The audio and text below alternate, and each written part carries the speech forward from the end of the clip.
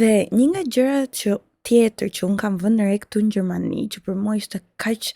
shokuese për të krijuar shoqëri, mendova që njerëzit do kalonin më shumë kohë me kolegët e punës, sesa vetëm tetorët e punës. Ky ishte shoku i parë, sepse mendova që njerëzit që unë kam në punë do bëheshin shokë të mi. Dhe nuk ishte problemi te që ne nuk shkonim me tipa, le të themi. Problemi ishte që ato kishin një jetë jashtë